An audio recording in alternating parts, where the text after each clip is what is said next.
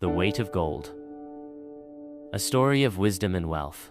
Elias was a man touched by Midas's curse, not in the literal sense of turning everything to gold, but in the figurative sense of valuing gold above all else.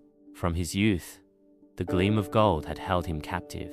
It wasn't the material possessions it could buy, but the sheer concept of wealth, the power it represented, that fueled his relentless pursuit.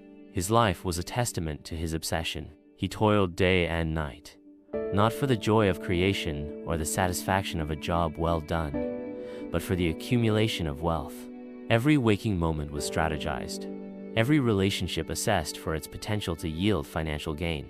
His world was painted in hues of gold, with every other color muted and insignificant.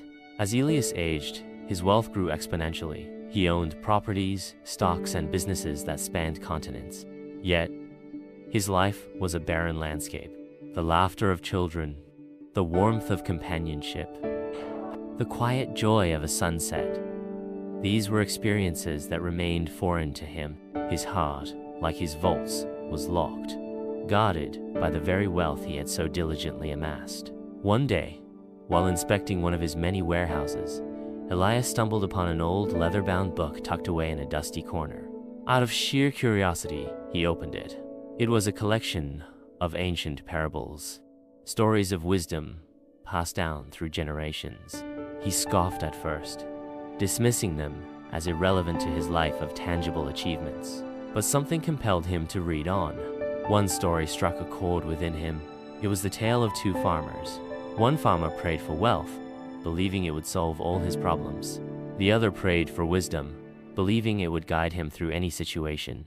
The story recounted how the wealthy farmer, despite his riches, fell into despair and ruin due to poor decisions, while the wise farmer, though not as rich, lived a fulfilling and prosperous life.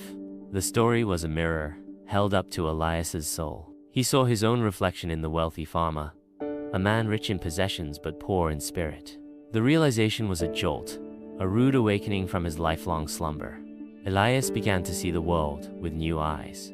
He started noticing the vibrant colors he had previously ignored, the warmth of the sun on his skin, the melody of birdsong. He began to engage with people, not as potential assets, but as fellow human beings.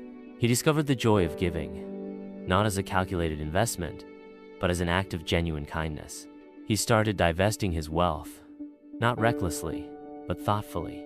He invested in projects that benefited communities, supported education and healthcare initiatives, and funded research for sustainable technologies. He discovered that the true value of wealth lay not in its accumulation, but in its distribution, in its ability to make a positive impact on the world. The transformation was gradual, but profound. Elias, once a recluse shrouded in